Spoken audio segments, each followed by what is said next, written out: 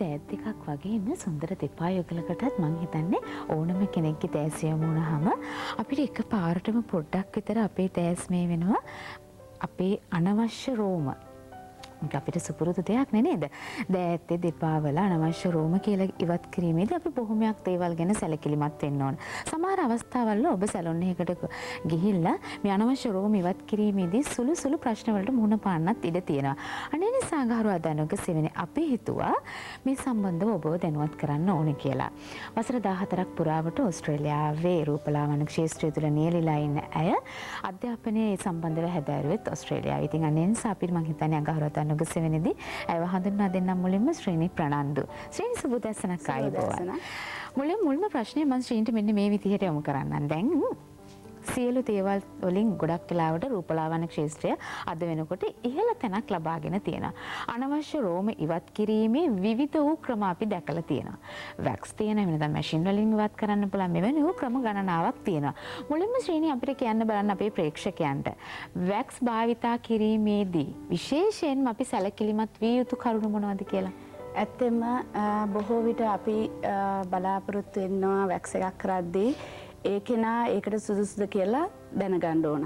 ඒකට එකක් තමයි ගොඩක් අය ගාව තියෙනවා වෙරිකෝස් වේන් තියෙන අය ඉන්නවා. ඉතින් ඒ නිසා අපි ඒ කෙනාට ඒක සුදුසු නෑ කියලා දන්නවනම් අපි යාව දැනුවත් කරන්න ඕන. ඔයාට වෙරිකෝස් වේන් තියෙන නිසා ඔයාට අපි කියනවා නහර ගැට ගැසීම.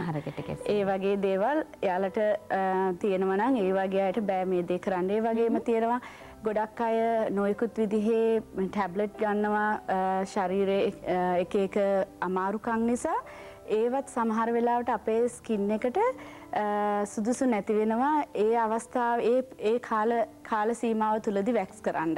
ශ්‍රීනි පුංචි ප්‍රශ්නයක් තියෙනවා. දැන් අපි කියමු පොඩක් අපිත් එක්ක එකතු වෙලා ඉන්න ප්‍රේක්ෂකයන් මොන වගේ රෝගාබාධ සඳහා භාවිතා කරන ඖෂධ නිසාද වැක්ස් මේ අපි සඳහන් කරන්නේ? සමහර වෙලාවට සමහර අය ගන්නවා ස්ටෙරොයිඩ් කියන ටැබ්ලට් එක. ඒ වගේ දේවල් ඇත්තටම ස්කින් එකට ගොඩක් භාවිතා කරන්න මේ හානියක් සිද්ධ වෙනවා අපි වැක්ස් එකක් කරුවොත්. මොකද ඒ වෙලාවට ඒක ස්කින් එක ගොඩක් සෙන්සිටිව් වෙනවා. ඒ වගේම මෙහි මම තව දක්න දෙයක් තමයි ගොඩක් අය හරියට පාවිච්චි කරනවා ගොඩක් වයිට්නින් ක්‍රීම්. අපි ඒ වගේ අය කෙනෙක් ආවහම උනත් අපි ගොඩාක් මේ සැලකිලිමත් වෙන්න ඕන. හරි ශ්‍රීනි අපේ කාල වේලාව අනුව අපි කියලා දෙමු නිවැරදි ආකාරයකට කොහොමද මේ සමයේ තියෙන අනවශ්‍ය රෝම ඉවත් කිරීමට අපි භාවිතා කරන්නේ වැක්ස් එකක් කියලා.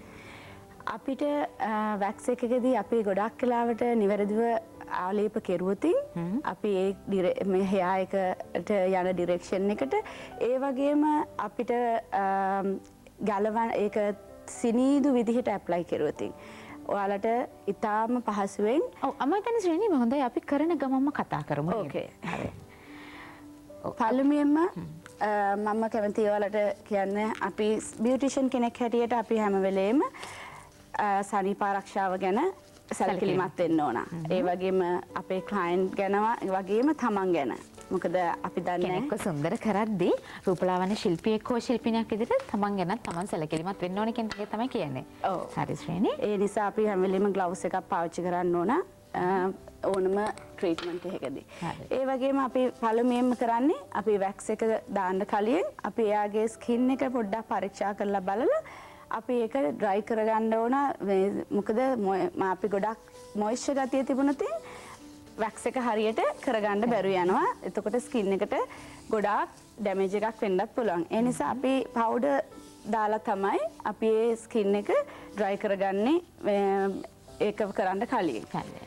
පළමුවෙන්ම මම ඇප්ලයි කරුවා පවුඩර්. ඊට පස්සේ අපි පාවිච්චි කරනවා මේ වගේ ස්පැචුල එකක් හෝ අපිට පුළුවන් වුඩන් ස්පැචුල එකක්. හරි පාවිච්චි කරන්න. මේක අපි පාවිච්චි කරද්දී අපිට තියෙනවා ක්‍රමයක් ඒක වැක්ස් එකෙන් ගන්නත්. අපි ඒක බියුටිෂියන් කෙනෙක් හැටියට ඉතාමත් පරිස්සමට කරන්න ඕන. මොකද අපි ප්‍රොඩක්ට් එක රහක යරින්න නැති යන විදිහට. ඉතින් මේ විදිහට අරගත්තාම ඇප්ලයි කරද්දී අපි තියන්න ඕන ස්පැචුල එක මේ වගේ ආකාරයකට. එතකොට මේ ගලාගෙන එන ටික තමයි පස්සට තල්ලු කරගෙන යන්නේ. ඒ වගේ වුණාම ඔයාලට පුළුවන් අපි මම හිතන්නේ අපි අත හරවල පෙන්නමු ශ්‍රේණි කොහොමද ඇප්ලයි කරන්නේ කියන එක.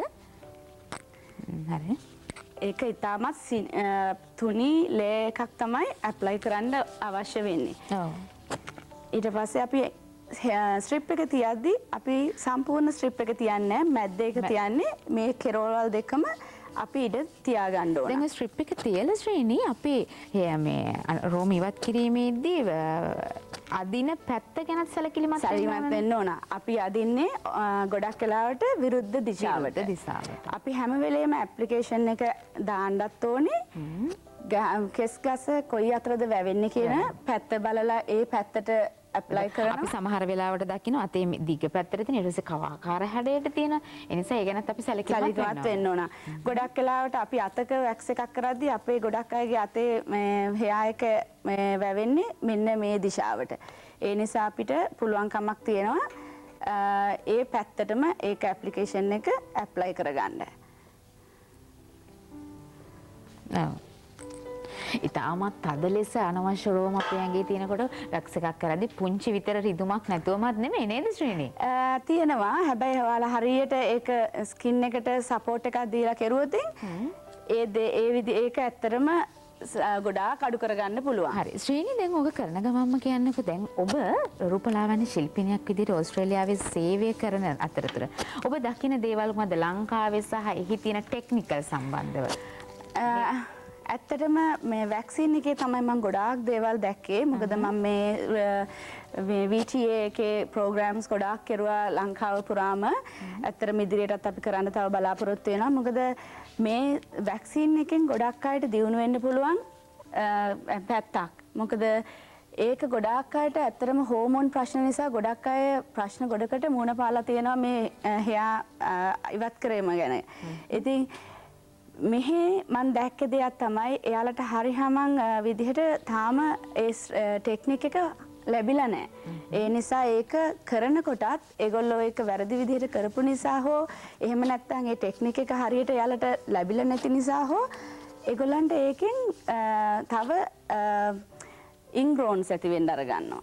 එතකොට ඒකෙන් එයාලට තව කස්ටමර් ගොඩාක් අපහසුතාවයටපත් වෙනවා අර හෙයා එක තියනවට වැඩිය ඒ ඉන්ග්‍රෝන් සරින්ද. ඉතින් ඒ නිසා අපි හිතනවා අපි හරියට ඒක අපේ ළමයි ඉදිරියට බිහි වෙන ළමයින්ට ඒක හරියට ඉගැන්නුවොත් ඇත්තටම මේ වැක්සින් කියන ඉන්ඩස්ට්‍රි එක මීට වඩා ගොඩාක් දියුණු කරන්න පුළුවන් මේ රටේ. මොකද ගොඩක් වෙලාවට ටූරිස්ට් කට්ටිය මෙහෙට එනවා. ඒගොල්ලෝ ඇත්තටම මේ බලාපොරොත්තු වෙනවා හොඳ සර්විස් එකක් මෙහෙට ආපුවාම එයාලගේ වැක්ස් මේ කරගන්න. ඒ රටේ තියෙන ස්ටෑන්ඩඩ් එකට. ඉතින් ඒ හින්දා මම හිතනවා මේක ලොකු ඇත්තටම මම හරි ආසාවෙන් මේ දේ උගන්වන්නේ. මොකද ඒක ඇත්තටම සේවයක්. ඒ ළමයිට ආත්ම තෘප්තියක්. ඔව් ඒ වගේ මම ඇත්තටම මගේ ඊටාම ආසාම සබ්ජෙක්ට් එක තමයි වැක්සින්. දැන් අනවශ්‍ය රෝම ඉවත් කරන සාමාන්‍යයෙන් වැක්සින් එකක් කරාම නැවත වතාවක් කරන්න කාලයක් තියෙනවද මේ ශ්‍රේණි? ඇත්තටම ඔයාලට ඉක්මනින්ම මේ ඇඟේ තියෙන රෝම ඉවත් කරගන්න අවශ්‍ය නම් ඒ කියන්නේ ගොඩාක් ලොකු කෙනෙක් ඒ කියන්නේ ගොඩාක් වැවෙන කෙනෙක් නම් මම කියනවා අන්ඩර්ආම් එකක් ගත්තොත් every 2 weeks at least 3 years එක දිගට කරන්න ඕන. ඒක කරපුවාම වෙන්නේ ඒ කිරීමෙන් අපේ ස්කින් එකයි අපේ හෙයා රූට් එකයි දැනගන්නවා මේ මැසේජ් එක අරින්න මේක අවශ්‍ය නැති නිසා තමයි මේක ගලවන්නේ නිසා ඒක නිකම්ම අඩුවේගෙන යනවා. දැන් ශ්‍රේණි අපි දකින දෙයක් තමයි බොහෝ අවස්ථාවල අපි සැලොන් එකකට ගිහලා අනවශ්‍ය රෝම ඉවත් කරාට පස්සේ සමහර වෙලාවට අපේ අත පොඩ්ඩක් ඉදිමෙන ගතියක් එනවා. ඒකට හේතුව මොකක්ද සහ ඒකෙන් අපි ආරක්ෂා වෙන්න මොනවද කරන්න ඕන? ඒකට අපි හැම වෙලේම සැලුන් එකෙන් එළියට යන්න කලින් සූතින් ඔයිල් එකක් ගන්න ඕන. ඒක ඇන්ටිසෙප්ටික් එකක් තියෙන එකක් ගන්නවා නම් ඉතාමත් හොඳයි. හරි. එතකොට අපි ඒ සඳහා දැන් වැක්සින් එක කරාට පස්සේ සම ආරක්ෂා කරන්න යම්කිසි මොනවා හරි අපි මොයිස්චරයිසින් එකක් හරි. අපි වෙලාව බලලා මේ ටික කතා කරමු ශ්‍රේණි. හරි. ෆේෂියා සැබෑ සුන්දරත්වයේ ආශ්චර්ය. ෆේෂියා ඩේ වයිටනින් ක්‍රීම්. ෆේෂියා ගීතුත් හැමදාම ලස්සනයි. හරි. ඔව් කියන්නකෝ ශ්‍රේණි බලන්න දැන් වැක්ස් කරලා ඉවරනාට පස්සේ අපි අත ගොඩක් වෙලාවට අවුවට නිරාවරණය වුණාම එතනත් අපිට පුංචි ප්‍රශ්න තියෙනවානේ. ඔව්. ඇත්තෙන්ම තියෙනවා ආෆ්ටර් වැක්සින් එකෙන් පස්සේ අපිට කරන්න බැරි දේවල්. ස්විමින් pool එකට යන්න බෑ. සන් බෑදින් කරන්න බෑ. ඒ වගේම අපිට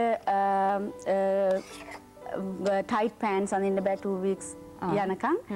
ඉතින් ඒ නිසා අපි ගොඩක් වෙලාවට ඒ වගේ දේවල් වලින් අයින් වෙලා ඉන්න උත්සාහ කරන්න ඕන. හරි. ඉතින් මං හිතන්නේ අගාරවදා නුගසෙවනේ අද අපි ඔබට කියලා දුන්නේ ශ්‍රේණිගේ දැනුමත් එක්ක එකතු කරගෙන කොහොමද නිවැරදි ආකාරව අනවශ්‍ය රෝම ඉවත් කරගන්නේ කියලා සහ ඒකට පස්සේ අපි කොහොමද අපේ හැම ආරක්ෂා කරන්නේ කියන එක ගැන. ශ්‍රේණි මං හිතන්නේ අපි දැනට ඇති කියලා හිතනවා. අපි ඊටු ටික වැක්ස් කරමු පස්සේ නේද? ඉතින් ඒ නිසා මං හිතන්නේ ශ්‍රේණිගේ දැනුම තමයි අද මේ විදිහට බෙදා හදාගත්තේ. ශ්‍රේණි මේ සම්බන්ධව කෙනෙකුට සමහර නිවසින් අපේ විශේෂයෙන්ම ගෘහණියන්ට දැනගන්න ඕන නම් ඔබ කොහොමද සම්බන්ධ කරගන්නේ? ඔයාලට පුළුවන් කන්ටැක්ට් කරන්න මගේ පර්සනල් ඔෆිස් නම්බර් එක 251 24 24 01 254 251 24 24 24 කියන දුරකථන අංකය ඔස්සේ සම්බන්ධ වෙන ශ්‍රේණි ප්‍රනාන්දුගෙන් මේ සම්බන්ධව දැනගන්න පුළුවන්. එහෙම නැත්නම් නිරූපිකාවටත් සහායිකාවටත් සියලු දෙනාටම ප්‍රාර්ථනා කරන්නම් සුබ දවසක් කියලා. ආයුබෝවන්. දායකත්වයෙන්. රැඳී සිටින්න අප